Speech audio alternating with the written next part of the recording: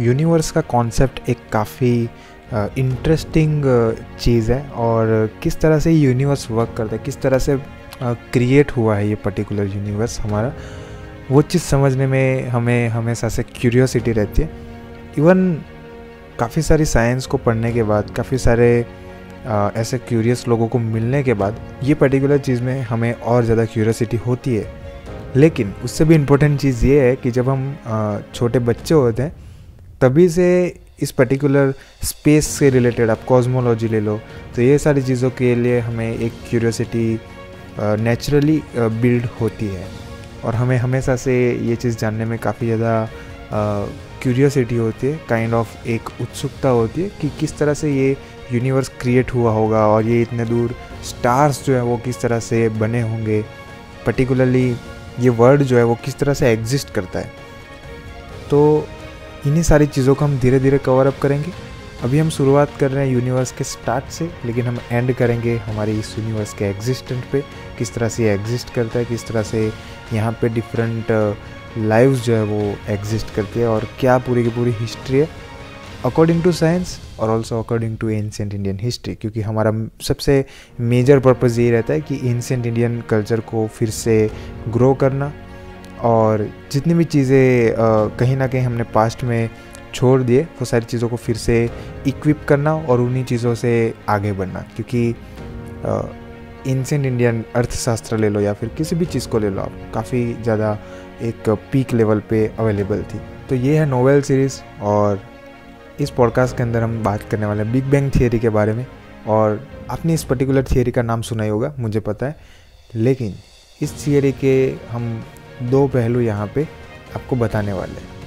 सबसे पहला एक नज़रिया, एक पर्सपेक्टिव ऐसा है कि वो साइंटिफिकली वे में हम आपको एक्सप्लेन करेंगे और दूसरा पर्सपेक्टिव एंशिएंट इंडियन कल्चर के आधार पे हम आपको समझा रहे होंगे। कुछ कल्चरल ऐसी बातचीतें जो हमें सुनने को मिलती है या फिर हमें कुछ ऐसे बुक्स मिलते हैं, वेदास जिसको बोलते हैं, या फिर काफ़ी सारे ऐसे एंशिएंट टेक्स्ट अवेलेबल हैं। काफ़ी सारे ऐसे रिसर्चर्स भी हो चुके हैं जिन्होंने काफ़ी सारी ऐसी चीज़ों को हमें बताया, काफ़ी सारे ऐसे नॉलेज को प्रोवाइड किया है और काफ़ी सारी उनकी रिसर्च जो है वो हमारे सामने रखी है जिससे हम ये यूनिवर्स को समझ पाएँ। तो इस पर्टिकुलर पॉडकास्ट में हम बिग बैंग थियरी को साइंटिफिक मैनर में समझेंगे और अगले आने वाले इसका जो पार्ट 2 होगा उसके अंदर हम पूरा का पूरा एंशिएंट टेक्स्ट बेस्ड रिसर्च जो है वो आपके सामने रखने वाले हैं। तो ये दोनों कैटेगरी के लोगों के लिए बनाई गई है पर्टिकुलर ये नोवेल सीरीज़, जो साइंटिफिक वे में सोचते हैं, जिनको चीज़ें साइंटिफिक मैनर से समझने में ज़्यादा मज़ा आता है, उनके लिए भी ये पॉडकास्ट जो है वो काफ़ी इंटरेस्टिंग होने वाला है। एट द सेम टाइम जिनको काफ़ी ज़्यादा रिलीजियस टेक्स्ट वाला नॉलेज पसंद है, जिनको ज़्यादा एंशिएंट नॉलेज पसंद है, उनके लिए भी ये पॉडकास्ट जो है वो काफ़ी इंटरेस्टिंग होने वाला है।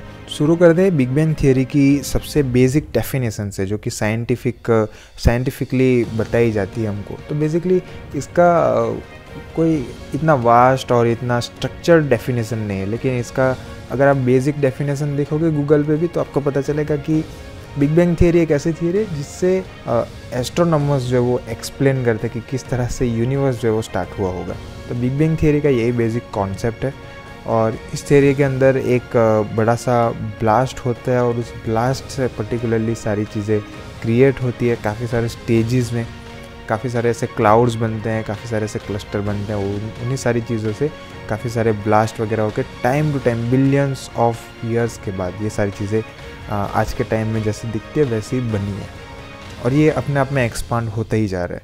तो ये सारी थियरी है, हम आपको डीप में समझाएंगे। अभी ये बस मैं ऊपर से आपको कॉन्सेप्ट जो है वो समझाने की ट्राई कर रहा हूँ। बिग बैंग थियरी का कॉन्सेप्ट काफ़ी सिंपल है वैसे देखा जाए एक तरीके से तो, लेकिन एट द सेम टाइम वो काफ़ी काइंड ऑफ मिस्टीरियस भी है। क्योंकि अभी मैं जैसे आपको बताने वाला हूँ इसकी पर्टिकुलर किस तरह से ये थियरी जो है वो समझाएगी, तो आप भी एक सोच में डूब जाओगे कि ये काफ़ी एक वियर्ड सा फैक्ट या फिर वियर्ड सा साइंस इन्होंने एक्सप्लेन किया।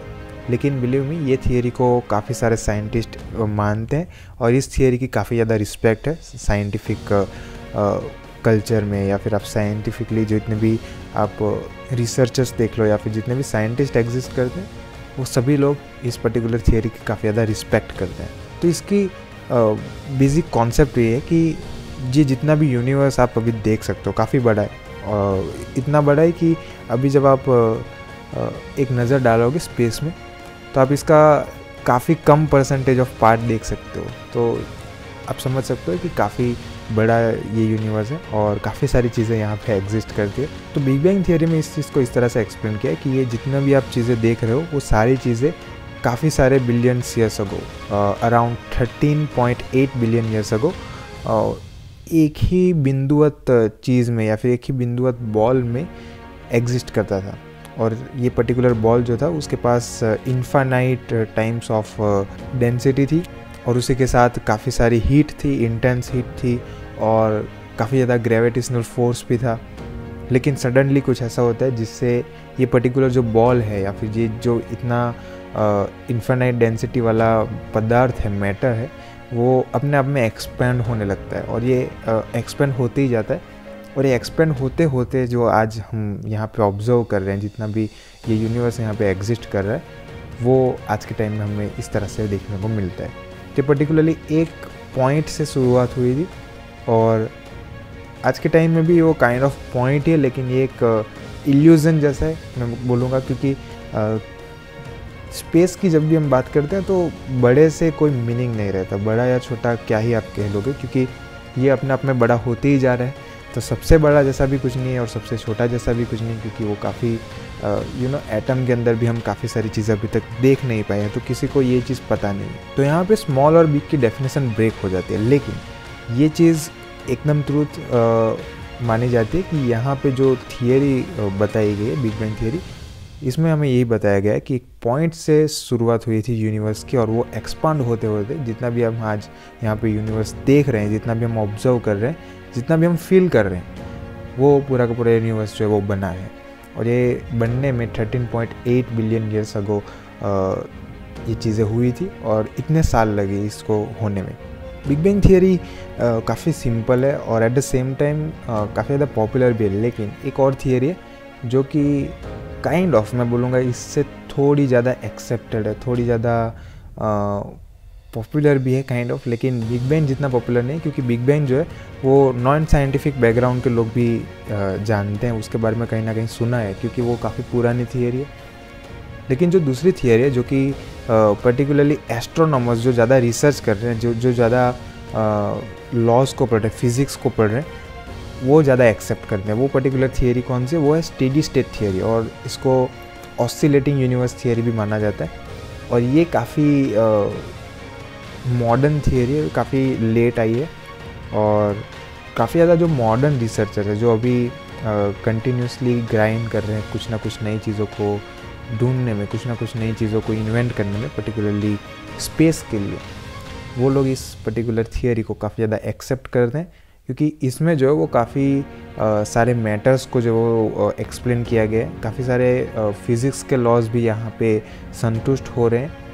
और ये जो इतना लार्ज स्ट्रक्चर है यूनिवर्स का, उसके लिए भी सारी चीज़ें जो वो एक्सप्लेन हो रही है धीरे धीरे से। तो इसलिए इस थियरी की ये स्पेशलिटी है कि ये काफ़ी सारी चीज़ों को अपने आप में एक्सप्लेन कर रही है। तो इसी की वजह से शायद ये पॉसिबल है कि इसको ज़्यादा एक्सेप्ट किया जाता है। पॉपुलैरिटी में तो big bang theory of course जीत जाएगी, लेकिन एक्सेप्टेंस में अगर आप देखोगे फिज़िक्स के बिहाफ में, या फिर आप जितने भी चीज़ें एक्सप्लेनेशन निकल के आ रहा है, जितना भी आउटपुट निकल के आ रहा है, वो इस पर्टिकुलरली स्टेडी स्टेट थियरी से या फिर ऑसिलेटिंग यूनिवर्स थियरी से हमें ज़्यादा मिलता है। तो थोड़ा सा भी ये यूनिवर्स की जो भी स्टार्टिंग इनिशिएशन फेज़ है उसको समझने की ट्राई करते हैं। तो सबसे पहला जो एक्सपांसन हुआ था उसकी वजह से थियरी जो है वो इस तरह से एक्सप्लेन करती है कि वो एक टाइम में, क्योंकि वहाँ पे काफ़ी ज़्यादा हीट थी, मैंने आपको जैसे बताया, इंटेंस हीट के साथ वो मैटर जो था, छोटा सा बॉल, वो एग्जिस्ट करता था। तो वो हीट जैसे जैसे कूल होती गई और जब वो एक सफिशिएंट पॉइंट पे आ गई तो उसने कुछ कुछ सब एटॉमिक पार्टिकल्स को बनने के लिए अलाउंस किया। और वो जो भी सब एटॉमिक पार्टिकल जो बने थे वो थोड़े टाइम के बाद और ठंडे होते गए और कूल होता गया ये पूरा का पूरा एनवायरनमेंट, और वो सिंपल एटम्स में कन्वर्ट हो गई। उसके बाद काफ़ी सारे जायंट क्लाउड्स बने थे इससे पर्टिकुलरली, और काफ़ी सारे एलिमेंट्स जो थे वो बनना स्टार्ट हो गए थे। और ऐसे करते करते काफ़ी सारी गैलेक्सीज़ और स्टार्स जो है वो बनना चालू हो गए।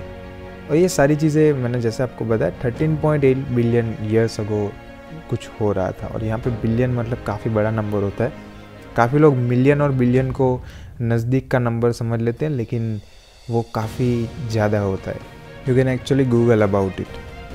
तो ये चीज़ें यहाँ पे हुई थी। बाय द वे, ये जितना भी मैं साल बोल रहा हूँ 13.8 बिलियन ईयर्स अगो, ये ऐसा पर्टिकुलर कोई नंबर नहीं है, इसको ऐसे प्रूव नहीं किया गया है कि इतने ही नंबर पहले हुआ होगा, लेकिन ये एक रफली आइडिया है, रफली थियरी है। पर्टिकुलरली थियरीज़ में ऐसे ही होता है कि आपको एक आइडिया दिया जाता है और ये आइडियाज़ के बेस पे पर्टिकुलरली एक थियरी जो है वो एग्जिस्ट करती है। और यहाँ पे आइडिया इस तरह से लगता है कि जितने भी स्टार्स होते हैं, इनकी जितनी भी एज होती है, उनको कंसीडर किया जाता है, और भी काफ़ी सारी चीज़ों को यहाँ पे वो लोग नोट करते हैं, और उन सभी चीज़ों को नोट करने के बाद वो एक नंबर को कैलकुलेट करने की ट्राई करते हैं, और वहाँ से जो नंबर मिलता है वो नंबर मैं यहाँ पे आपको बता रहा हूँ। इनिशियल फेज़ को प्लैंक ईरा से भी काफ़ी ज़्यादा माना जाता है। और by the way, initial phase नहीं बोलूँगा मैं इसको, मैं वो जो पॉइंट की बात कर रहा हूँ जहाँ से यूनिवर्स का स्टार्ट हुआ था एक्सपेंडिंग, वो जो पॉइंट है उसकी जो भी कंडीशन एक्सप्लेन की गई उसको प्लैंक ईरा बताया जाता है। और ये प्लैंक ईरा में जितना भी मैटर होता था वो काफ़ी ज़्यादा एक सिंगल पॉइंट में इन्फिनिट डेंसिटी से चिपका हुआ रहता था, और काफ़ी ज़्यादा एक्सट्रीम हीट वहाँ पे आपको देखने को मिलती थी, और काफ़ी ज़्यादा ग्रेविटेशनल फोर्स भी रहता था, और क्वांटम इफ़ेक्ट्स आपको देखने को मिलते थे। और इसी की वजह से जो भी इसकी स्टेबिलिटी थी वो काफ़ी हाईली अनस्टेबल रहता था ये पर्टिकुलर मैटर। तो ये थोड़ा बहुत एक्सप्लेनेशन जो है वो हमें देखने को मिलता है, और ये जितना भी टाइम था, जितना भी ये पीरियड था, उसको प्लैंक ईरा से माना जाता है, और ये काफ़ी पॉपुलर है। ये पर्टिकुलर थियरी से काफ़ी सारे क्वेश्चंस जो साइंटिस्ट लोग में पॉपुलर हुए थे, और काफ़ी सारे रिसर्चर्स भी क्यूरियस हो गए थे कि ये आंसर्स क्या होने वाले।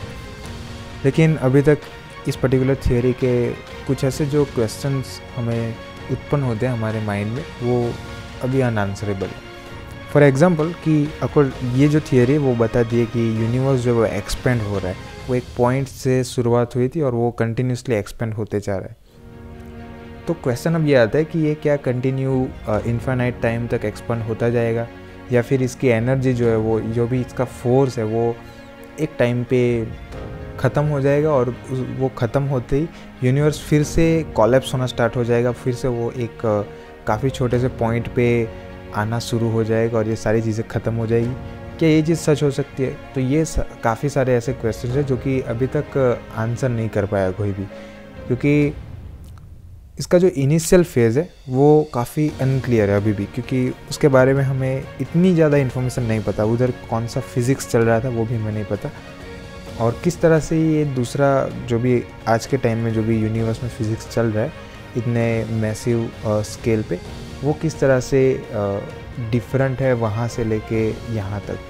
तो ये सारी चीज़ें जो है वो काफ़ी कंफ्यूजिंग पार्ट जो है वो क्रिएट कर दे, और कहीं ना कहीं इस थियरी की ये एक कमी भी हम बोल सकते हैं कि ये चीज़ को ये एक्सप्लेन नहीं कर पाती। बिग बैंग थियरी काफ़ी ज़्यादा एक्सेप्टेबल थी, और काफ़ी हद तक ऑलमोस्ट उसको एक्सेप्ट कर लिया गया था साइंटिस्ट लोग ने, और काफ़ी ज़्यादा वो एक्सेप्टेड थियरी बन गई थी फिज़िक्स के मामलों में भी और काफ़ी सारी चीज़ों में। लेकिन 1990 में एक काफ़ी इंटरेस्टिंग चीज़ हुई थी, डार्क एनर्जी, डार्क मैटर। तो ये चीज़ को कॉस्मोलॉजिस्ट ने ढूंढा था, और उन्होंने ये चीज़ प्रूव की थी कि यूनिवर्स में डार्क एनर्जी या फिर डार्क मैटर जैसी चीज़ भी एग्जिस्ट करती है, और इसी की वजह से यहाँ पे बिग बैंग थियरी जो है वो थोड़ी सी वीक होती हुई हमें दिखती है, और इसी की वजह से यहाँ पे 2 कंक्लूज़न जो है वो उन्होंने प्रोवाइड किए थे साइंटिफिक वे में। तो सबसे पहले बिग क्रंच थियरी। तो बिग क्रंच थियरी मीन्स कि ये जो एक्सपांड हो रहा है यूनिवर्स, वो अपनी एक मैक्सिमम लिमिट तक पहुँच जाएगा, और उसके बाद वो अपने आप ही कोलैप्स हो जाएगा, अपने आप ही वो फिर से नज़दीक आने लगेगा। सारे ऑब्जेक्ट्स जो है वो धीरे धीरे टूटने लगेंगे और फिर से एक पॉइंट में कन्वर्ट हो जाएगा। तो ये एक सिंपल सी थियरी है जिसका नाम बिग क्रंच उन्होंने रखा है। बिग क्रंच थियरी में एक चीज़ और भी एक्सप्लेन की गई है कि यूनिवर्स जो है वो कोलैप्स होना एक्चुअली स्टार्ट हो गया है, लेकिन हमारी डायमेंशन कुछ ऐसी कि हमें वो चीज़ पता नहीं चल रही। तो यहाँ पे ब्लैक होल को थोड़ा सा इस कंसेप्ट में जो वो लिया जाता है, और वो बताते हैं कि ब्लैक होल जो है, जिसको हम ऐसा बता रहे हैं कि वो चीज़ों को ग्रेविटी के पुल से पूरा का पूरा अपने अंदर खींच रहा है, वो और कुछ भी नहीं है। वो सेम पॉइंट है, वो सेम पॉइंट में कन्वर्ट हो रहा है। सारे ब्लैक होल एक टाइम पे क्या होगा कि सारे ब्लैक होल सारे स्टार्स को जो वो निगल लेगा और दूसरे ब्लैक होल के साथ वो मिक्स भी होता है। हमें पता है कि 2 ब्लैक होल जो वो कोलैप्स हो सकते हैं और 2 ब्लैक होल मिक्स होकर एक बड़ा सा ब्लैक होल में कन्वर्ट होता है। तो ये चीज़ें होती चली जाएगी और जब सारे ब्लैक होल एक साथ मिल जाएंगे तो पूरा का पूरा यूनिवर्स जो है वो एक सिंगल ब्लैक होल और काइंड ऑफ जिसको हम बोल सकते हैं एक सिंगल पॉइंट में कन्वर्ट हो जाएगा। तो ये भी एक काइंड ऑफ हमें साइड थियरी मिलती है यहाँ पे और काफ़ी ज़्यादा सच भी लगती है कहीं ना कहीं, क्योंकि ये एक्सप्लेनेशन एक काफ़ी लॉजिकल एक्सप्लेनेशन है। और ब्लैक होल जिस तरह से हमें पता है कि प्रूव हो चुका है कि ब्लैक होल जैसी एक चीज़ एग्जिस्ट करती है। और रिसेंटली थैंक्स टू काफ़ी सारे एस्ट्रोलॉजिकल रिसर्च और काफ़ी सारे ऐसे टेलीस्कोप जिनकी मदद से हमें पिक्चर्स जो है वो ब्लैक होल की देखने को मिली है। इतनी क्लियर नहीं है लेकिन एटलीस्ट हमें पता है कि ये ब्लैक होल है। एक दूसरी थियरी काफ़ी ज़्यादा पॉपुलर है बिग रिप के नाम से, और इस थियरी में ऐसा बताया जाता है कि जितने भी चीज़ें यहाँ पे एग्जिस्ट करती है इंक्लूडिंग एटम्स और बड़े से बड़े स्टार्स, इवन गैलेक्सी, वो सारी चीज़ें एक्सपांड होते होते अपने आप को खुद से ही खुद के एक्सपांसन से खुद को तोड़ देगी और यहाँ पे अपने आप ही ब्रेक हो जाएंगी। और यहाँ पे सारे के सारे यूनिवर्सल लॉज जितना भी फिज़िक्स है वो ब्रेक होता हुआ आपको देखने को मिलेगा। और ये एक डेथ जैसा माना जाता है यूनिवर्स की, और यहाँ पे यूनिवर्स का एक्सपांसन ही उसकी पर्टिकुलरली डेथ जो है वो बन जाएगी। तो ये एक बिग रिप थियरी काफ़ी ज़्यादा पॉपुलर है। और बाय द वे ये दोनों साइड थियरीज़ हैं। मैंने जैसे आपको बताया कि 2 पॉसिबल थियरीज़ जो है वो यहाँ पे मिलती है, हमें 2 आंसर्स जो है वो दिए गए हैं साइंटिस्ट लोग ने, तो वो पर्टिकुलरली यहाँ पे हमको देखने को मिलता है। बिग बैंग थियरी एक ऐसी थियरी है जो कि अपने आप में ही धीरे धीरे प्रूव होती चली गई। फॉर एग्ज़ाम्पल आप देखोगे कि 1912 में अमेरिकन एस्ट्रोनॉमर्स ने कुछ रिसर्च की थी और उस रिसर्च में ऑब्जर्व किया गया था कि जो स्पाइरल गैलेक्सीज़ है वो हमारी गैलेक्सी से दूर जा रही है, और वो कहीं ना कहीं वो जो दूर जा रही है वो भी हमें देखने को मिल रहा है कि एक्सपेंशन यहाँ पे भी हमें देखने को मिल रहा है। और ये चीज़ हमको देखने को मिलती है डॉपलर रेडशिफ्ट से, और ये एक साइंटिफिक टर्म है, आप गूगल कर सकते हो। यहाँ पे मैं ज़्यादा साइंटिफिक इतने सारे टर्म्स को एक्सप्लेन नहीं करने वाला, लेकिन उस पर्टिकुलर चीज़ को उन्होंने मेज़र किया था और वहाँ से ये कंक्लूज़न निकल के आया था कि ये जितनी भी स्पाइरल गैलेक्सीज हैं वो हमसे दूर जा रही है। इसी तरह से सेम चीज़ हमें काफ़ी सारे और ऑब्जेक्ट्स में हमको देखने को मिली, काफ़ी सारे और मैटर्स में हमको देखने को मिली कि किस तरह से सभी चीज़ें एक दूसरे से दूर जा रही है और कहीं ना कहीं चीज़ें जो वो एक्सपांड कर रही है, उसका मैं हल्का हल्का आइडिया आ रहा था।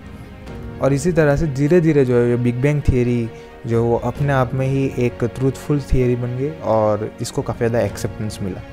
जितनी भी थियरी वो आइंस्टाइन की थियरी ऑफ जनरल रिलेटिविटी को मेंटेन रखती है, और इसका सबसे ज़्यादा अच्छा एग्जांपल अगर आप देखोगे तो बिग बैंग थियरी तो है, और उसी के साथ ऑसिलेटरी यूनिवर्स मॉडल भी है। वो जो थियरी थी उसके अंदर भी इस जनरल रिलेटिविटी को थियरी को मेंटेन किया गया था, और वो वहाँ पे भी हमें प्रूव होती दिखती है। तो टाइम जो है वो भी एक काफ़ी इम्पोर्टेंट फैक्टर माना जाता है यूनिवर्स के एग्जिस्टेंस में, क्रिएशन में और उसके एंडिंग में भी। जैसे जैसे एडवांस टेक्नोलॉजी आती है कि advance telescopes, satellites, even computer softwares जो है उसी के साथ कुछ ऐसे फिज़िकल फैक्ट्स ले लो, वो कहीं ना कहीं इस पर्टिकुलर थियरी को अपने आप में प्रूव होने में काफ़ी ज़्यादा हेल्पफुल बने। तो ये थी big bang theory according to scientific manner. Scientific way में मैंने आपको एक्सप्लेन किया। काफ़ी छोटी सी थियरी थी क्योंकि प्योर साइंस था, इसके अंदर हमने कोई भी हिस्टोरिकल चीज़ों के बारे में डिस्कस नहीं किया, और मेजरली जो भी साइंटिफिक कॉन्सेप्ट्स हैं उनको ही मैंने आपके सामने रखा, और थोड़ी बहुत जो भी इसकी छोटी मोटी जो भी हिस्ट्री है, जितने भी एविडेंसेस किस तरह से मिले और जो भी प्रोग्रेस हुई है इस थियरी में, उसके बारे में मैंने आपको आइडिया दिया। तो ये था आज के पॉडकास्ट में, और नेक्स्ट पॉडकास्ट के अंदर हम सारी चीज़ों को वैदिक मैनर्स में या फिर एंशिएंट इंडियन टेक्स्ट के हिसाब से किस तरह से ये थियरी जो है वो समझाई गई है उसके बारे में थोड़ी सी बात करेंगे, और काफ़ी इंटरेस्टिंग एपिसोड होने वाला है वो भी, तो ज़रूर से उसको भी देखना। और that is it for today. मिलते हैं नेक्स्ट पॉडकास्ट के अंदर। Thank you.